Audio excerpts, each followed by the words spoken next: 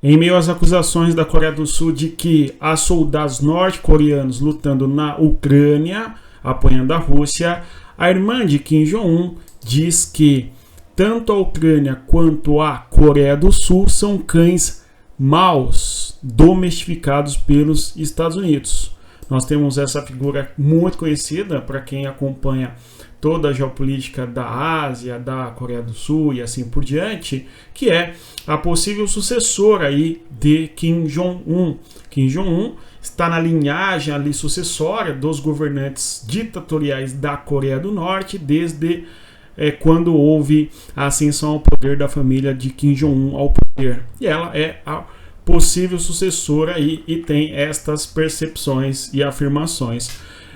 Isso nos lembra, em alguma medida, declarações do DCE, assim, quem conhece a universidade pública sabe, não é? Porque um país é um cão raivoso, domesticado pelos Estados Unidos, aquela visão anti-americana, digna do contexto da Guerra Fria que nós conhecemos, né?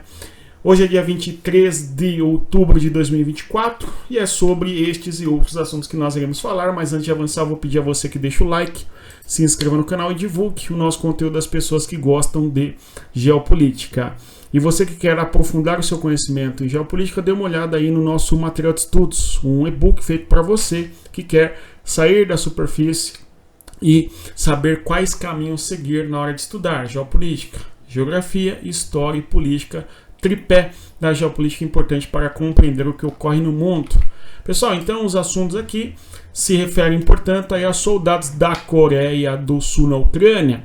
Há essa discussão. Entretanto, a Coreia do Sul não prometeu soldados para a Ucrânia. O que nós tivemos foi a Coreia do Sul dizendo que há soldados, pelo menos a afirmação consiste de que 3.000 soldados da Coreia do Norte foram para a Ucrânia, no caso para a Rússia, para lutarem no território da Ucrânia contra os ucranianos, tudo bem? Nós sabemos de todo o conflito que há entre as duas Coreias e assim por diante. Inclusive a Rússia havia negado tal informação. Nós até comentamos aqui que a população oriental da Rússia tem o fenótipo bem parecido, não é? Com o típico fenótipo asiático, ou seja, a expressão facial, os traços do rosto, do lábio, do olho e assim por diante, não é? Mas nós temos que hoje, além das alegações da Coreia do Sul e também da Ucrânia, o secretário de Estado dos Estados Unidos, o Lloyd Austin, também disse que sim, há soldados da Coreia do Norte lutando no território da Ucrânia, tá certo? Então, Lloyd Austin, que inclusive foi para a Ucrânia nessa semana, prometendo ali mais apoio econômico dos Estados Unidos para a Ucrânia, conforme nós observamos e estamos acompanhando, não é? É a quarta vez que o secretário de Estado dos Estados Unidos, o Lloyd Austin, viaja para a Ucrânia, conforme sabemos, enfim, né? E segundo ele confirma, através de imagem de satélite, coisa do gênero, de que sim, há soldados norte-coreanos lutando na guerra contra a Ucrânia, conforme nós podemos observar, tudo bem? Agora, destaco aqui, além de Lloyd Austin, nós temos também a própria OTAN, a Organização do Tratado do Atlântico Norte, que nós bem conhecemos, enfim, confirma ou teriam confirmado que sim, soldados da Coreia do Norte estão lutando no território da Ucrânia, certo? Que eleva mais ainda o nível de tensão, porque nós estamos observando um desenho, tá certo? Um desenho de alianças militares que podem degringolar por uma hostilidade maior e de maneira muito mais significativa e aberta entre esses territórios do Ocidente e do Oriente, não é? Um comentário aqui melhor: Lloyd Austin não é o secretário de Estado dos Estados Unidos, tudo bem? O secretário de Estado dos Estados Unidos é um indivíduo chamado Antony Blinken, tudo bem? Nós já falamos muito desse homem aqui, inclusive.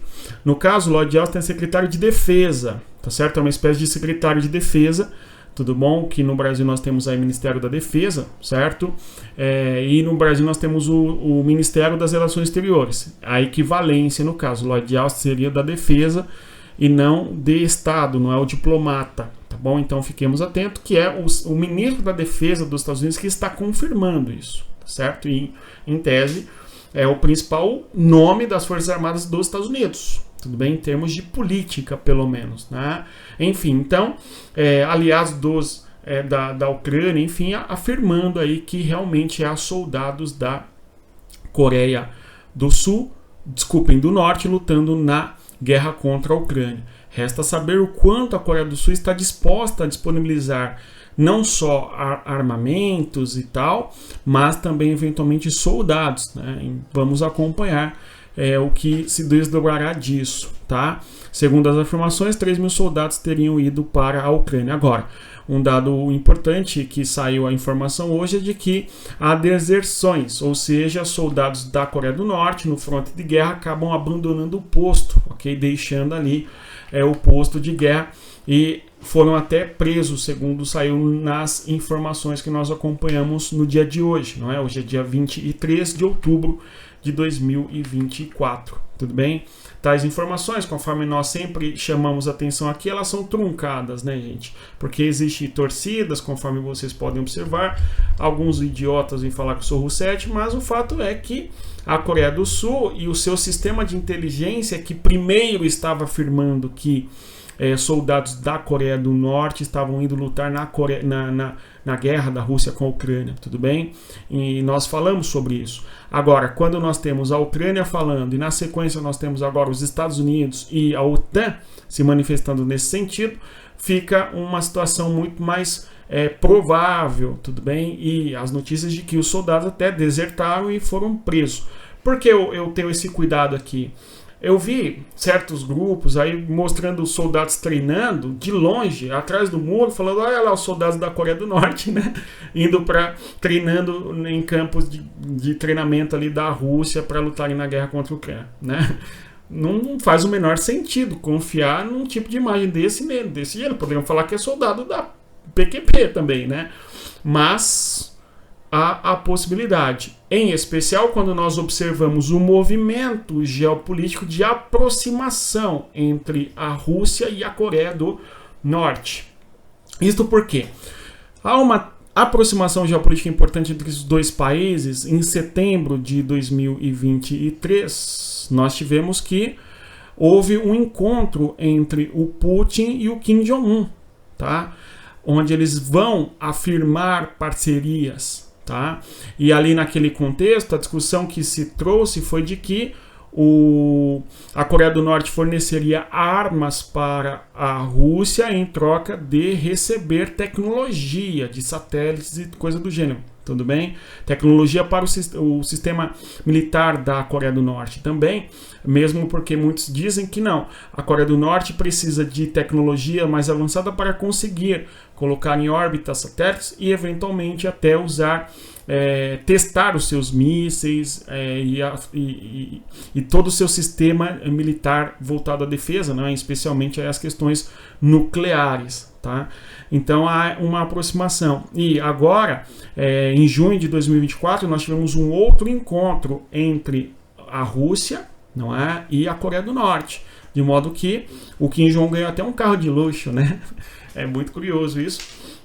O Kim Jong-un, um país comunista e tal, ganhou um carro de luxo para passear diante da Coreia do Norte, ganhou da Rússia, enfim. E ali, nesse contexto, nós teríamos aprofundada a relação da Rússia com a Coreia do Norte e, eventualmente, o fornecimento não somente de armamentos da Coreia do Norte para a Rússia, mas também de soldados. Houve a divulgação de imagens de satélites mostrando o seguinte, não é? Nós tivemos imagens de satélites mostrando o seguinte. Quando nós olhamos a zona fronteiriça entre a Coreia do Norte e a Rússia, aqui nós temos a região portuária de Ryazan, não é? Na Coreia do Norte, e a região de Vladivostok na Rússia. Então aqui é a Rússia. Esse verde aqui é a China, tá? Então são países trifronteiriços ali, tudo bem? O que acontece? Soldados da Coreia do Norte, então, fizeram essa travessia aqui através de um sistema de trens e ferrovias, tudo bem? A gente visualiza nas imagens de satélites que circularam movimentações, né? Não manifestações, não. Movimentações intensas de trens nesta região que estariam indicando certo? O apoio logístico militar que a Coreia do Norte fornece para a Rússia, conforme nós vemos aí as imagens aéreas mostrando movimentações e uma série de equipamentos embalados aí que teriam como destino a Rússia, tá?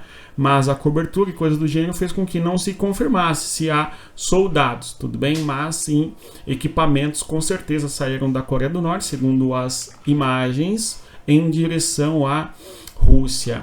Quando olhamos aqui o mapa da Rússia, vendo aí na sequência, né, a Coreia está aqui, tudo bom? Então é por esta região que entra aí os artefatos para a Rússia e atravessa todo o território russo aqui para ir lutar lá no fronte de guerra, onde nós temos aqui a Ucrânia, tudo bem? É uma viagem bem considerável, embora esse não é um problema para a Rússia, uma vez que a Rússia tem um dos mais importantes sistemas de transportes ferroviários, não é? Pelo menos 80% de toda a carga transportada no território russo é através da ferrovia, que é a opção viável para o tamanho do território que é a Rússia, que o Brasil deveria melhor desenvolver, inclusive o nosso sistema de ferrovias, não é?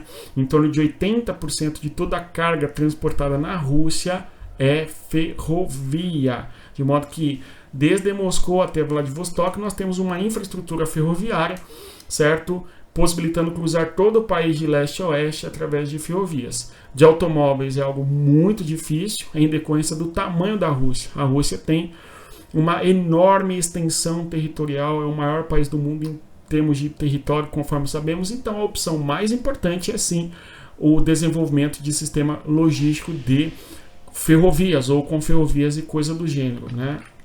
Enfim, então nós temos aí as acusações de que os soldados da Coreia do Norte estão lutando na Rússia, tá, contra a Ucrânia, e essas afirmações não são mais apenas da Coreia do Sul, mas também da Ucrânia, que fez essas declarações ontem, e hoje aí, segundo os Estados Unidos e a OTAN, sim, nós temos essa confirmação, tá certo? Agora, outro tema importante em nós observarmos é o G7, destinando aí 50 milhões de dólares para a Ucrânia. 50 milhões de dólares para a Ucrânia, um valor bastante considerável, não é? E, conforme nós começamos o nosso vídeo mencionando, a irmã do Kim Jong-un, a Kim Yo-jong, diz que Ucrânia e Coreia do Sul são cães maus, treinados, não é, domesticados, melhor dizendo, pelos Estados Unidos, aquele discurso típico, não é, enfim. Então nós temos aqui um acirramento de relações, uma tensão crescente na relação das duas Coreias, envolvendo agora a guerra entre Rússia e Ucrânia, tá? No fronte de guerra não há muitas movimentações, os avanços russos, de certa maneira, estão um tanto estacionados, sobretudo por conta das condições climáticas naquela localidade, o clima temperado continental chuvoso e o solo que, de certa maneira, é um solo bastante lamacento, digamos assim, tem muita fertilidade no solo, né? Um solo que tem uma grande carga de, como chama, de fertilidade natural através da decomposição ao longo do tempo geológico, né? Enfim, não é o nosso caso aqui. É um solo muito lamacento no contexto da guerra, um latossolo, né? Enfim, e isso dificulta as movimentações no terreno, né? A guerra permanece de atrito na zona de fronteira, enfim. Agora, no fronte de guerra, nós temos um cenário de Pokrovsk e também Kurakhove que se transformam em zonas de combate ativas, ou seja, uma tentativa russa de avançar nesta região, conforme nós estamos observando, tudo bem? Vamos ver como vai se desdobrar esses combates na região de Kurakhove e também na região de Pokrovsk. O objetivo russo é conquistar Pokrovsk, nós já falamos isso aqui algumas vezes, né? E por enquanto não conseguiu, tudo bem? Embora a Rússia intensificou a tentativa de conquistar esta região, mas não conseguiu em decorrência da resistência ucraniana. Vamos continuar acompanhando. Se você chegou até aqui, eu agradeço a sua presença. Reitero você que deixa o like, se inscreva no canal e divulgue o nosso conteúdo das pessoas que gostam de geopolítica. No mais é isso. Bons estudos e, conforme eu sempre digo, respeito a geografia. Tchau, pessoal.